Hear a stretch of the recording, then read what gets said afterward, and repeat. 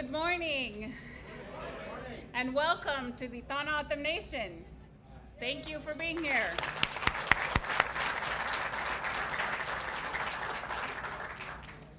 I had the opportunity yesterday to sit in a cultural training that we had on site for some of the workers, and it was a good reminder of our ancestors, and it was a good reminder of where we come from, and it was a good reminder that we are on trust land, that we are on the Tohono O'odham Nation. And so I just wanted to start out by welcoming you to the Tohono O'odham Nation. We're here to give an update. As you've seen, there's lots of progress that has happened. The last event that we had on property here was mid-March, and we had a topping off. And even since then, we've had lots of progress. And so we wanted to give you an update of what has occurred and our plans of continuing to move forward.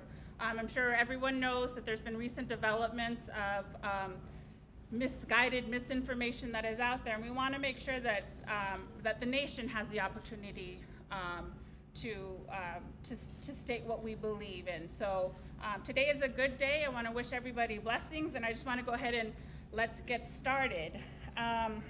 We have the opportunity and the privilege to hear from one of the local city council, and Sammy Chirera is our first council person we'd like to hear. So please welcome Sammy Chirera. I was just thanking Trina for her infectious laugh. I can say Trina and she'll laugh. See? Anyway.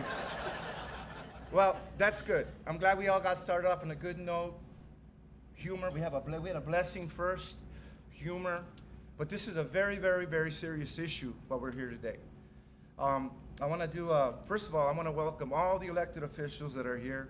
I want to especially welcome the community that showed up, our labor partners, construction workers, everybody that's here, but I especially want to thank my colleagues who are taking time out of their busy day today for this issue that they really believe with all their hearts. I'm going to take you back a little bit. 1972, I was a little boy, 7 years old, working in the fields with my father. Back then, the governor was Governor Jack Williams. And there was a big issue going on, a little boy. I remember working in the fields with my father around here, just not too far from here. When we got done working, I remember on a Friday, we used to pass by this dairy farm, and as a treat, I used to love raw milk. So it was like buying Mother Nature's milkshake, so that's what I would do. But the reason why I'm bringing up 1972, a huge travesty occurred then. It's when the governor, the state attorney general, and our legislators got involved to make it illegal to strike in the fields while there's perishables. That took away all their leverage. And that's why Caesar came here in 1972 to strike. He was on a food strike to let everybody know that, once again, politics has intervened for self-interest and not for the interests of the workers and the families. Today, the issue that we have today is this. The city of Glendale reached out. Well, let me take you back a little bit. A few years ago, Chairman, our city wasn't on the same side. A year ago, 4-3 vote. Now, thanks to my colleagues, 6-1. So this is the point I'm going to try to make, ladies and gentlemen, just plain and simple. You have jobs, economic development. You have a shot in the arm, we have a shot in the arm, not only for the city of Glendale, not only for the city of Peoria, the city of Tolleson, all the wonderful, beautiful cities that have joined in this cause. This is so important not only to the West Valley, and what gets me is that if it's good for the city of Glendale, if it's good for the surrounding cities, if it's good for our union labor community, if it's good for the federal government, Chairman, how many court cases are we at now? And how many have we won? All right, if I was a baseball scout and you were batting about 500, I swallow you up in a heartbeat. This is batting 1,000, and we're walking away. At the end of the day, if this is good for the city of Glendale, this is good for the West Valley, this is good for the federal government, it sure should be good or great for the city, for the state of Arizona.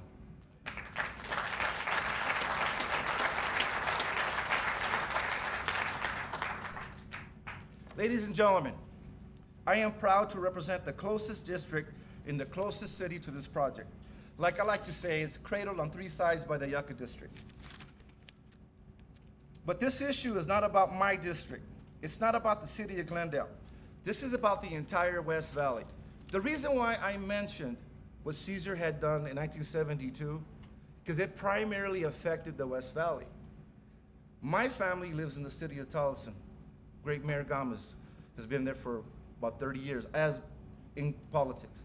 And the thing is, most of our families, his parents, my parents, they worked in the fields. They came out to the West Valley to work in the fields primarily. Okay, well now, this come back 40 years forward. Now we have a project that is going to bring prosperity, going to bring jobs, going to bring people together. This is going to infuse our economic system, our economic development at a rate that we probably won't be able to measure. And here, instead of, the city of Glendale has reached out to the governor and to the attorney general. We reached out to them so we could sit down and have incredible dialogue. But guess what happened in turn? I would always ask our city attorney, Mr. Bailey, have we received a meeting date with the governor and the attorney general? No, not yet. And then my dear friend, Chairman Norris, gives me a call. Brother, how are you doing? And I could tell by that, brother, how are you doing, that something was going on. And what it was, he goes, Sam, well, we've heard from the state. Oh, great, Chairman, when do we go to the meeting? Well, it's not like that, Sam. The Arizona Department of Gaming, ADOG, has accused us of wrongdoing. Well, ladies and gentlemen, I'm going to tell you right here, all of you are accused of wrongdoing. If you support economic development, if you support jobs, if you support sustaining the West Valley, if you support what's doing right, then we're guilty. So, in that being said, I'd like to encourage each and every one of you to reach out to the governor, to reach out to the attorney general, and let them know that please get out of the way. Let us bring back what the West Valley has always wanted: economic development, jobs, education, prosperity. It is in our hands. So one thing, and this might be just too simple for me to understand, or maybe just the opposite, maybe too difficult for me to understand. But when somebody reaches out to you and wants to have dialogue, this seems like deja vu all over again. And yes, I'm quoting Yogi Berra. And the thing is, when this project first came, and to quote Councilmember Gary Sherwood, the Tohono Nation was given 45 minutes. And to quote Gary Sherwood, it was criminal. And certainly it was. Here we're reaching out, wanting to sit down, wanting to have positive dialogue that's going to bring beautiful things to this West Valley. And guess what we get instead of an invite? It's basically a slap in the face. So ladies and gentlemen, I ask you, and I plead with you, and I implore with you, please rise up, do the right thing, support jobs, support our future, support everything that is at our fingertips. And where this comes from is that with the foresight that has been brought to us by the Tohono O'odham Nation to embrace us in this project, to embrace the West Valley, it is something God-given. So ladies and gentlemen, I ask you once again, please reach out and voice your opinion of how wonderful this project is. Once again, ladies and gentlemen, thank you so much. God bless you. Thank you, Councilman Herrera. He's absolutely right. 1,300 jobs on and off site will be jeopardized, are in jeopardy. That's families that count on those paychecks. That's economic development within the community. We have experts here in the community that surround us, that care about it, that want this project.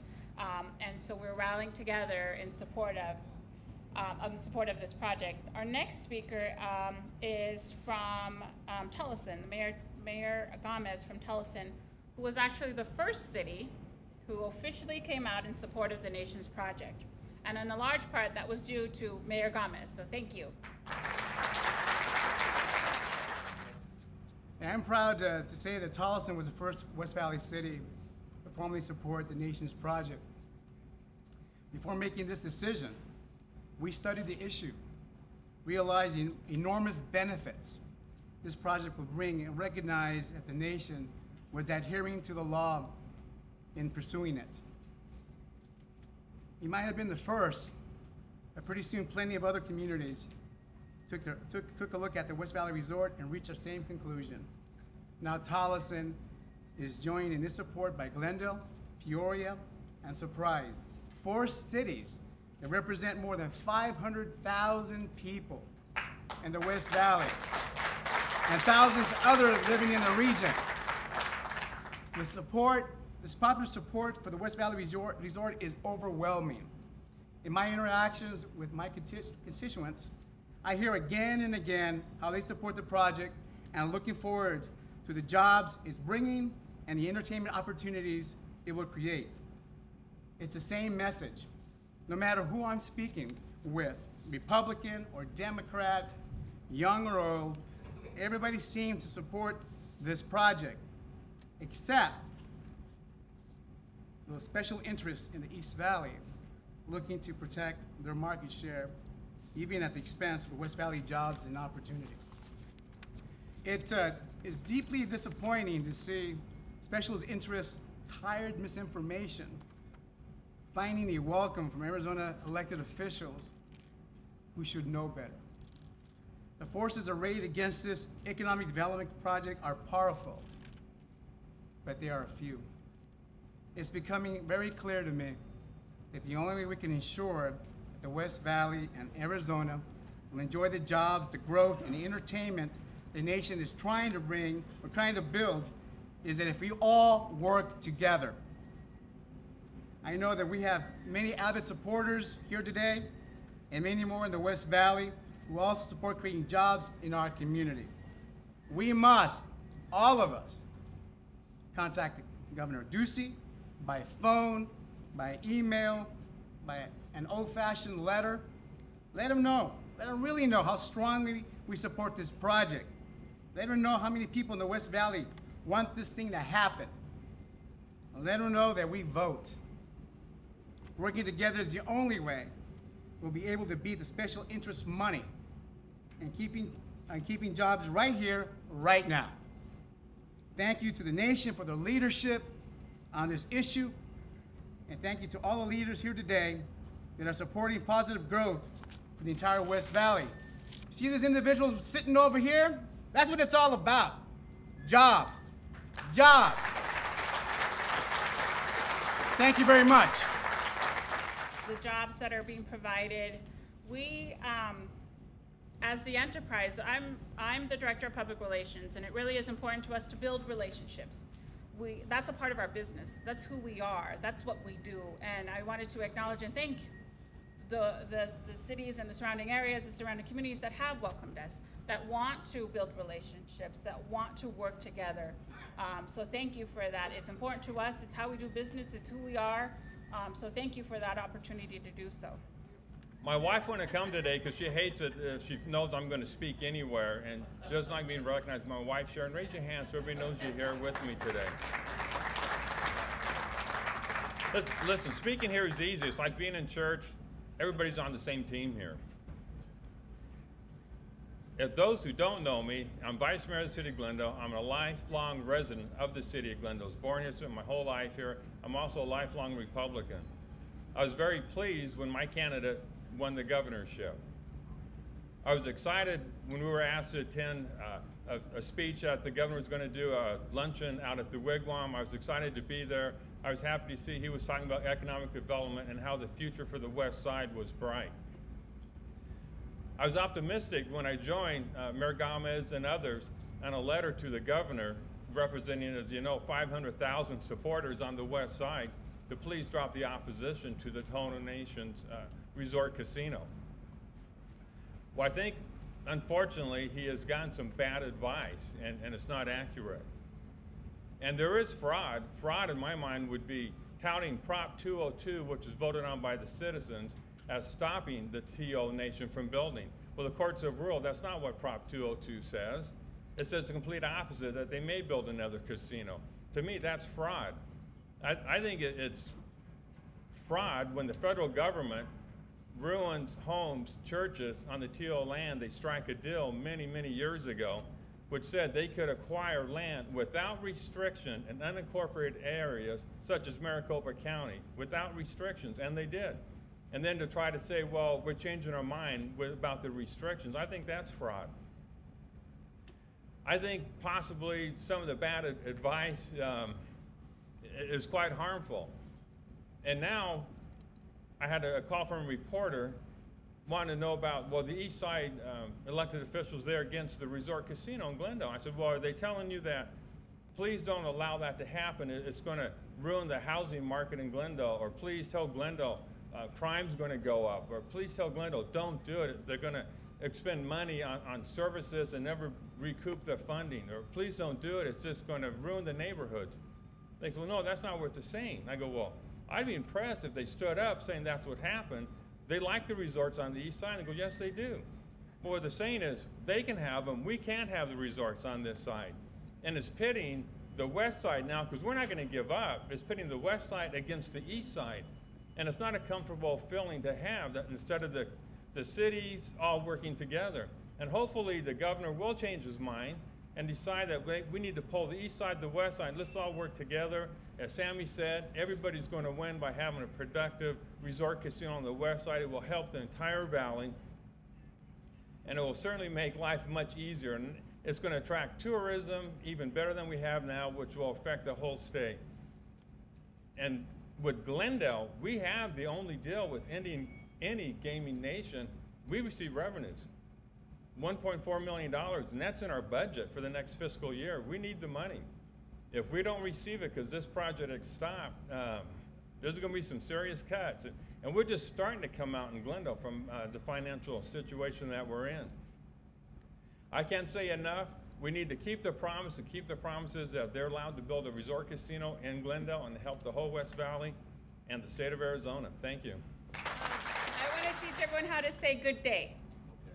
Okay, so repeat after me. Skug. Bash. Was that okay? Okay. So now when you see it, it's easier in Tohono O'odham because we hear that all the time in all different ways. So that's your phrase for the day. Your O'odham phrase for the day is skug bash. Yay! Good job. I want to bring up our final speaker today. Chairman Ned Norris has served in his position for 8 years and has worked closely with the nation's Legislative Council, the San Lucie District, and the San Lucie District in overseeing the development and implementation of this project. Please give Chairman Norris a hand. You know, I had the opportunity to, well, before I say this, you know, obviously look around at what's going on here. Look at what what progress has been made on this $400 million project that the nation has committed its own resources to build with no incentives from the city or surrounding cities. The nation has committed its own resources to get this done. The nation is prepared to continue to commit those resources to get this job done.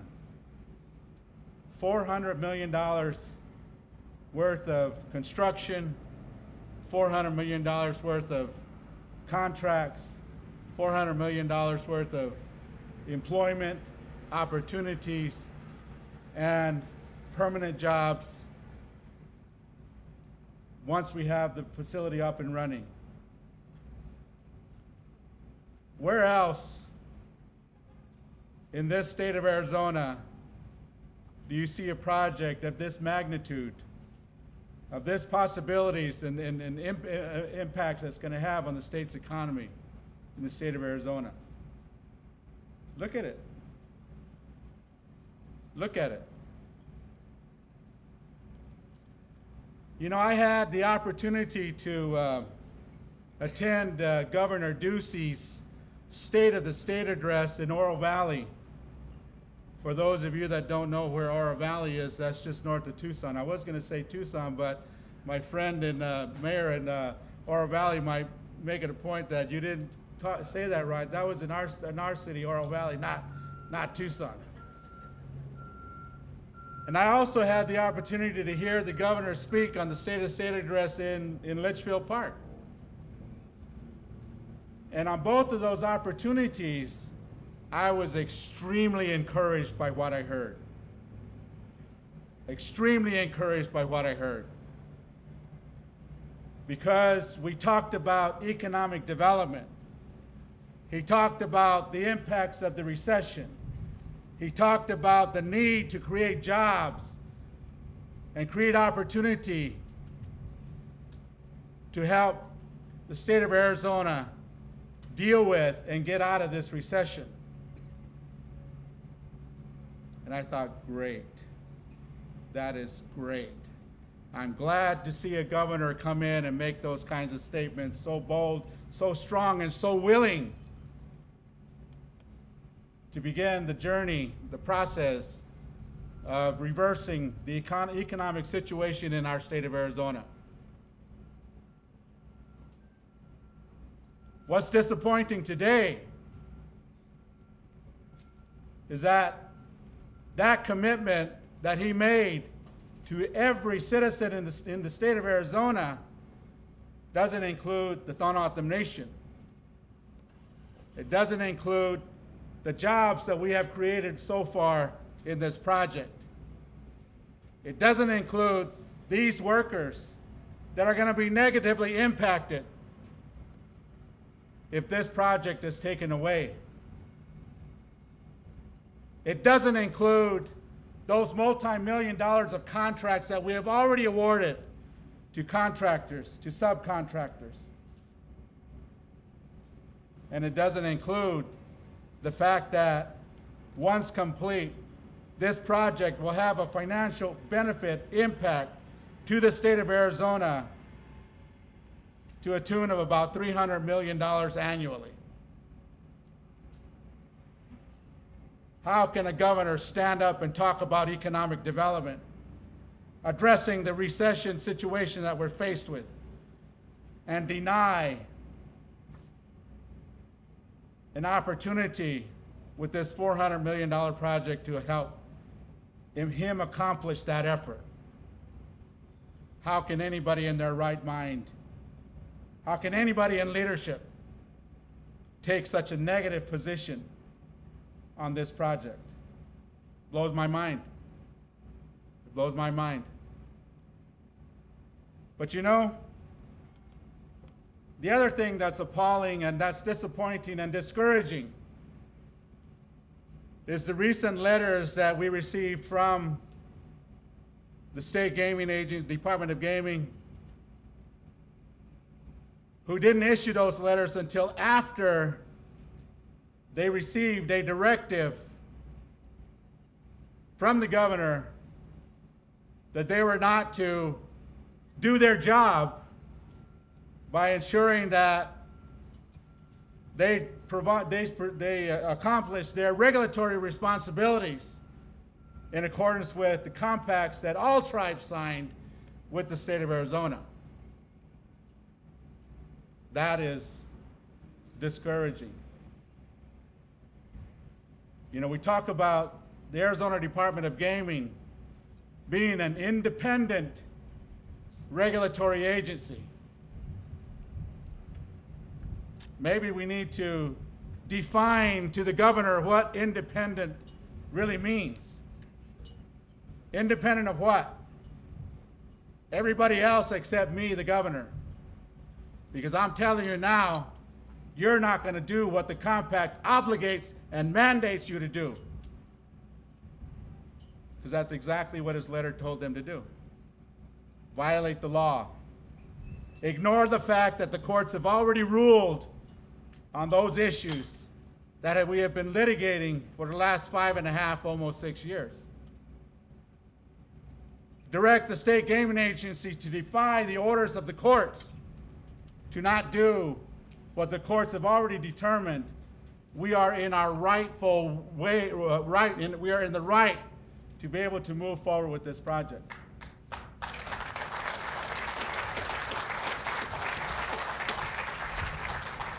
You know, it wasn't always this way. In February, I received a letter from the Arizona Department of Gaming. And in that letter, the State Department of Gaming director outlined his reasons why the State Department of Gaming agency wouldn't be able to do what they're obligated to do under the compact.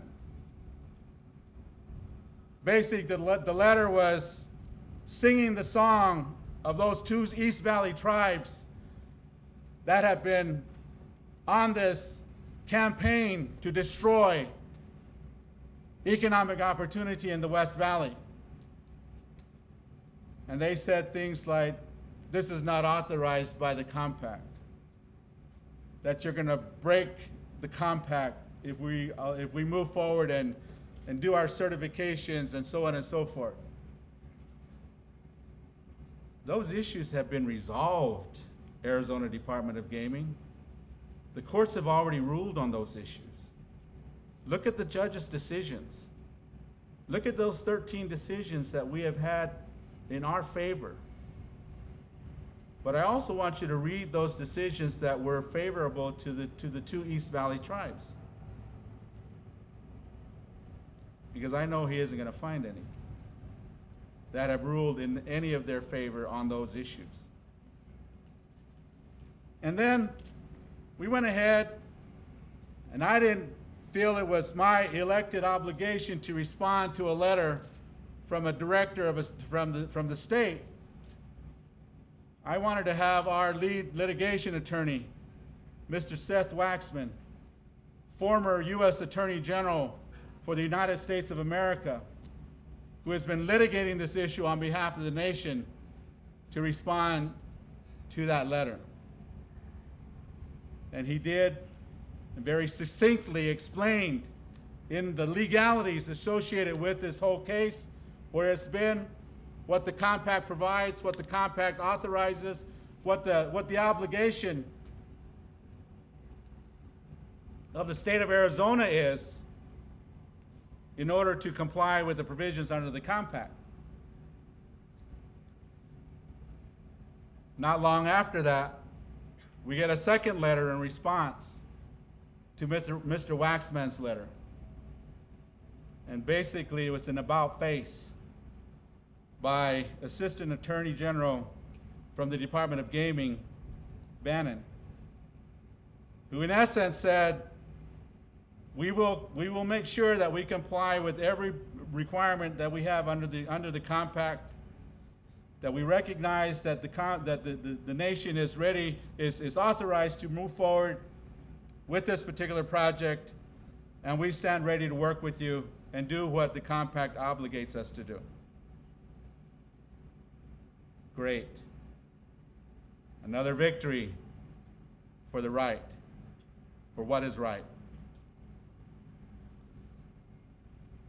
And as a result of that, we had our lawyers and their lawyers meet and talk about, okay, we got the letter, we're ready to move forward, we want to sit down and talk with you and want to start discussing how we're going to begin to address these issues that require the state's input. Very good meeting. Very good meeting. We left there, and we feel they left there with a clear understanding they have some obligations and responsibilities and they're willing to comply with. We have some obligations and responsibilities we're going to comply with, and we're going to work together to get this done. So we're moving forward in that direction. And so what happened in the last week or two? Because then we get this other letter that basically takes an about face, contrary totally to what they said to us in their response to Mr. Waxman's letter. And I don't know whether or not the fact that the two East Valley tribes have pumped in $14.4 million in lawyers and lobbyists against our $5.2 million fighting us on this issue.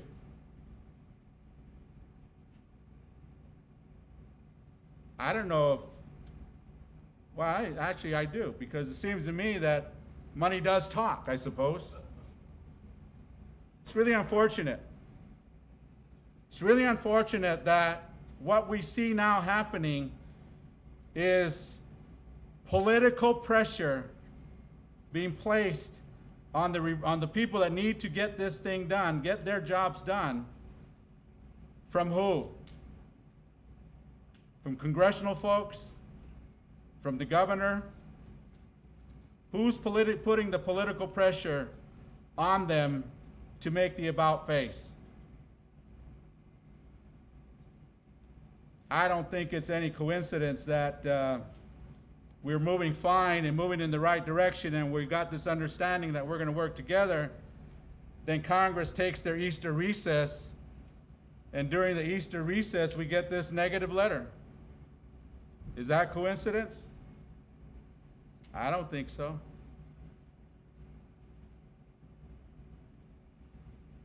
So do the research. Look at exactly to see what's going on.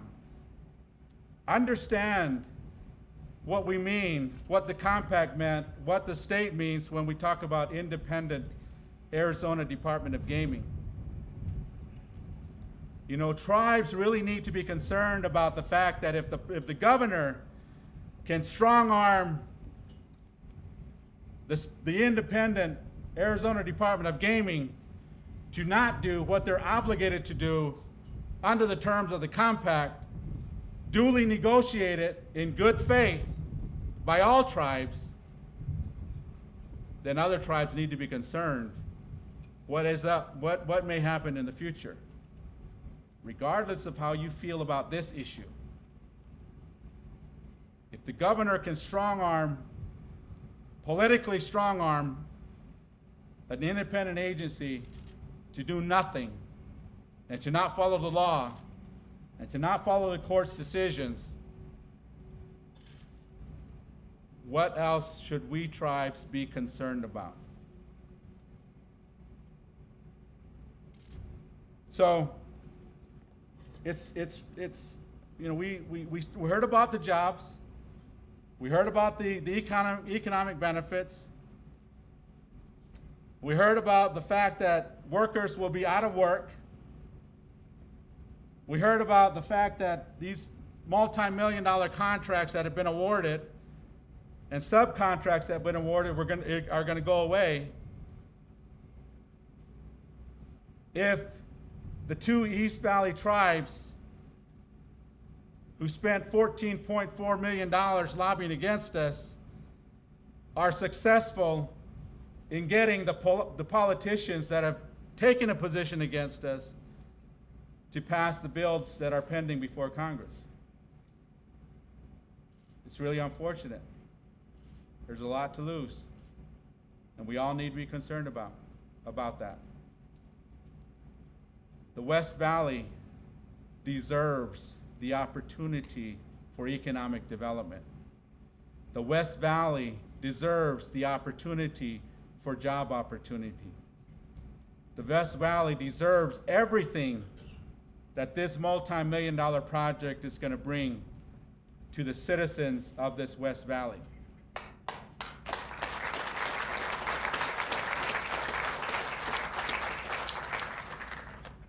We need to do something, folks. We need your continued support. My nation is not going to defer from its position. We will not allow politics to strong-arm us in taking away the property rights, the rights that have been guaranteed us, the promises that have been made by the United States government. We're not going to be deterred from that. You know, I don't make these decisions by myself. I have 24 legislative council members that play a major part in our efforts to get us to where we are at today. And I can stand here and tell you that not once in the last 6 years and 3 months has our legislative council given a second thought about what we are doing.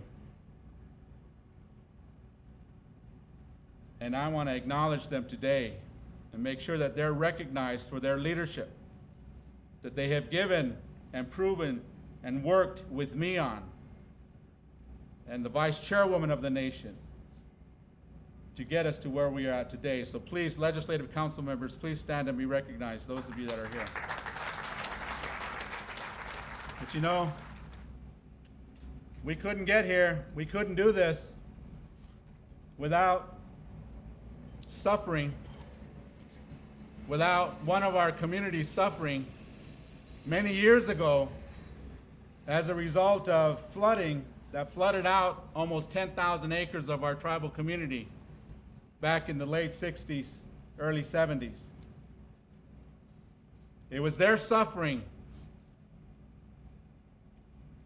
that have allowed and forced the United States government to acknowledge their destruction of that property and promised the Gila Bend Indian community, known at that time, now the San Lucie community, promised them the opportunity to replace that destroyed land and be able to use that land for all purposes, including the opportunity and the purpose of creating an economic development project. And I want to acknowledge the San Lucie community, the Gila Bend Indian community,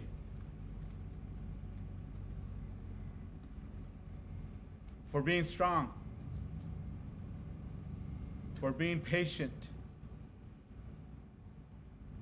for supporting our efforts to make this project become a reality. I don't see Chairman Manuel in the audience, but Chairman Manuel has been a very strong support in this effort. So,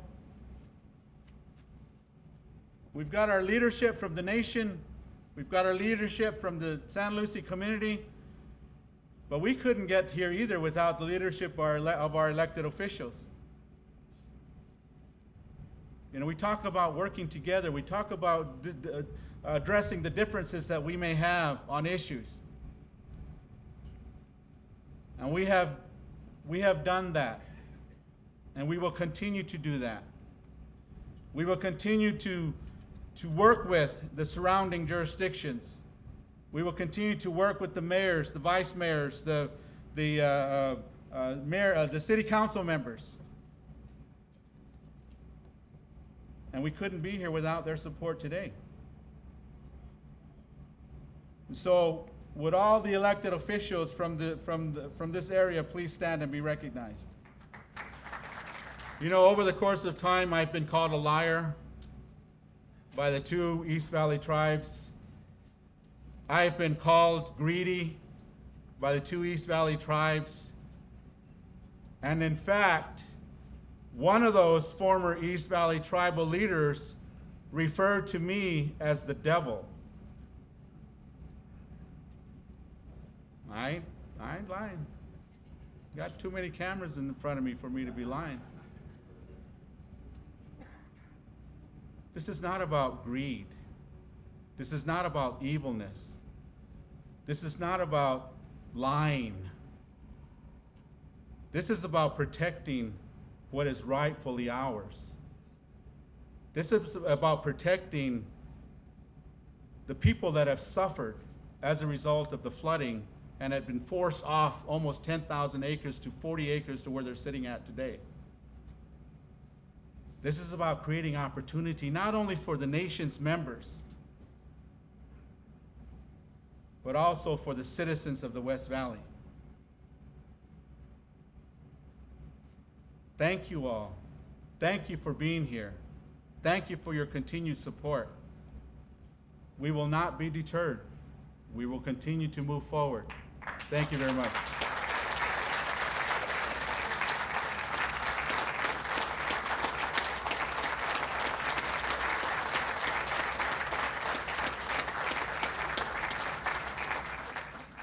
It is a good day. It is a good day. I'm proud to be a part of a nation who is able to mobilize the leadership, stand behind their people, stand behind their rights, a nation that is committed to the community. I'm proud to be a part of the Tohono O'odham Nation. I'm also proud to be a part of the Tohono O'odham Gaming Enterprise. Can I acknowledge the board members that are here? Please stand.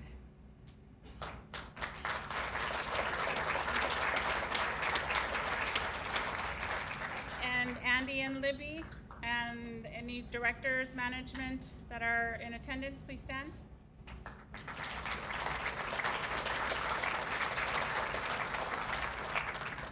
I'm proud to be a part of an organization that is committed to the project, who is committed to providing 1,300 jobs in the community, who is committed to completing this first phase by the end of the year. We want to have this and open a casino by the end of the year. So I want to acknowledge the enterprise, and I want to also, again, it's a good day because it's good to be surrounded by friends. It's good to be surrounded by supporters and friends. So thank you for all attending. If now you're thinking, what can I do? There's sheets that tell you what to do. Reach out to them and let them know the importance of the project. And that's it. If there are any additional questions, we have leadership available for comments. Thank you. Have a good day.